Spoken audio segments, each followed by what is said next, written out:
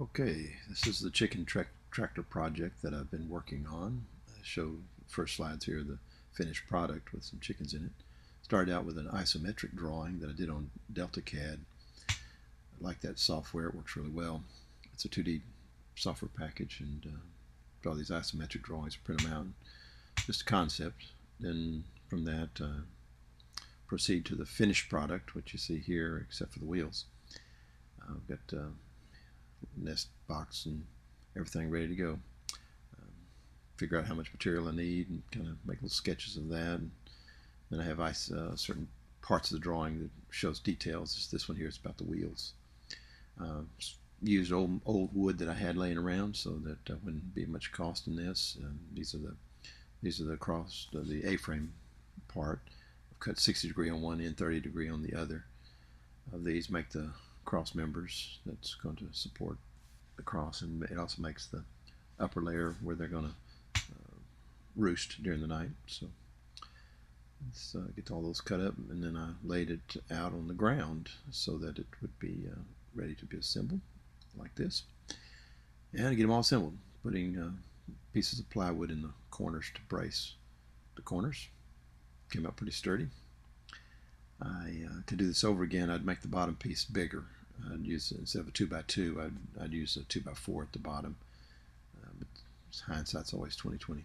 See the nest boxes there on the end. Got the thing pretty much similar. I'll put a temporary cross piece to just kind of brace it while I have it standing there. Going to put it on the trailer so I can haul it back and forth from the cottage to the shop. Wanted to keep it out of sight of the road. I don't like to store my trailer up by the road without anybody around. Somebody will walk off with it. So I built this on the rest of it, did the rest of the work on the trailer.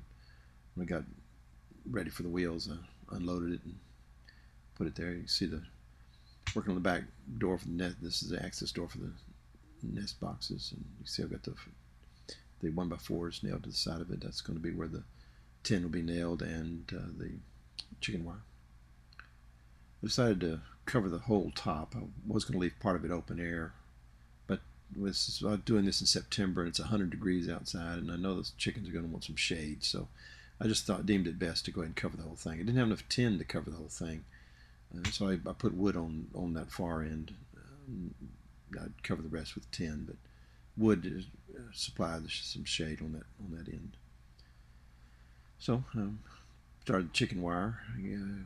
This staple gun I'm using, I've had it for like 16 years, and after I get the chicken wire on each side, this staple gun quit working on me. I had to go buy another one. Went down to not Tractor Supply. I went over to Harbor Freight and got me another stapler.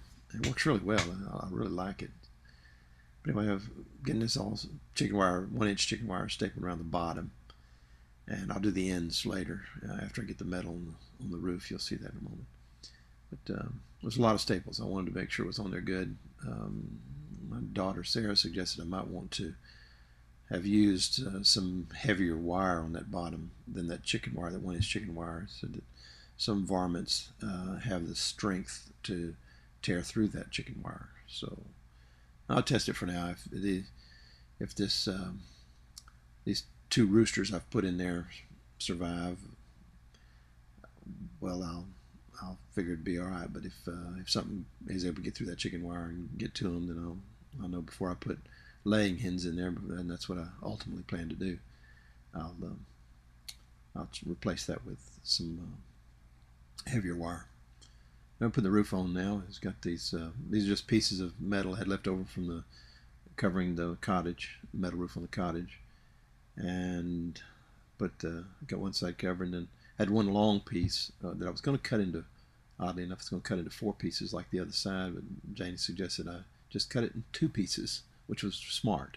So I had to put metal on the other side, and then I'm making the door now for the access door on the end. This is so I can get up in there and catch chickens if I have to without them running scattering everywhere. It's my shop where I'm doing the work. It's dirty. I need to clean it up and haul some junk off. And I plan to do that today. As a matter of fact, I'm going to try to put a new door on the one side of the shop. get a good access door there. Anyway, so here I'm just putting the door together, the door frame, and I'll have a picture of the finished product here right there. I've got the door on it, and chick wire all over the end, covers the end.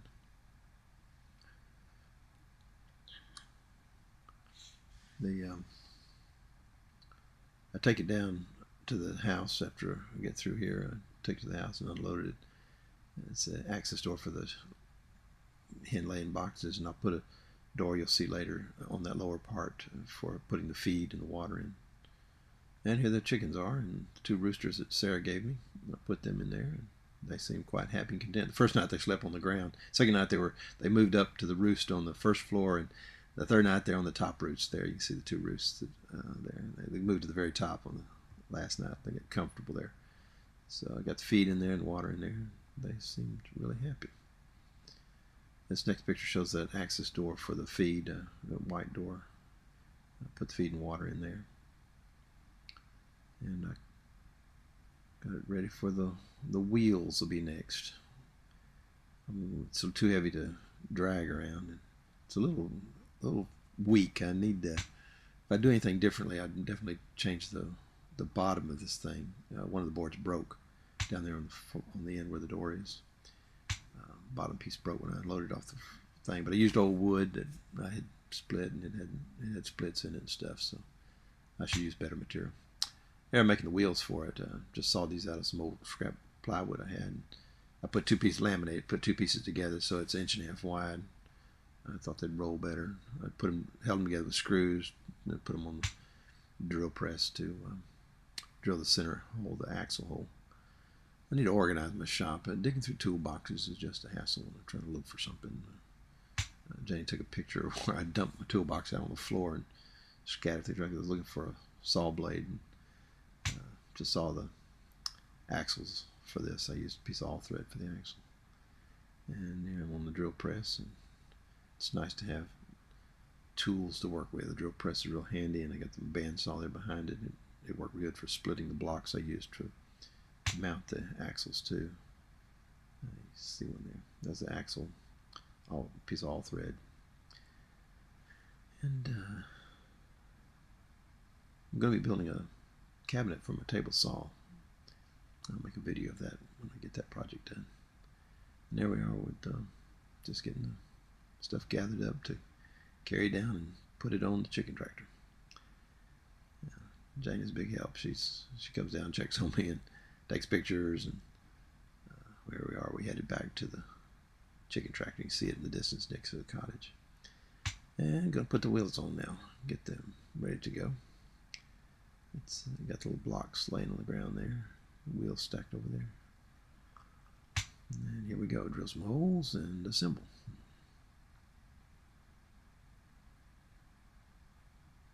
It's September, and it's 100 degrees outside when I'm doing this. This was hot and dry. We hadn't any rain. There's hardly any grass, as you can see, which, you know, really makes it convenient for not having to mow, but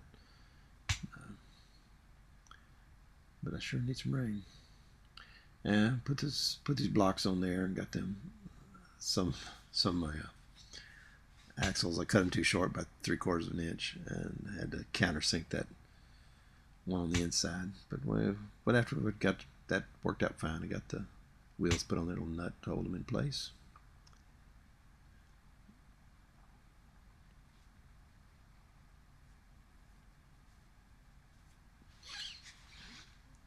And there's the finished product. I got it rolled it around. I just take the wheels off when I get through rolling it around. I just take the nuts off and drop the wheels, and it sets in place. Works good. Okay.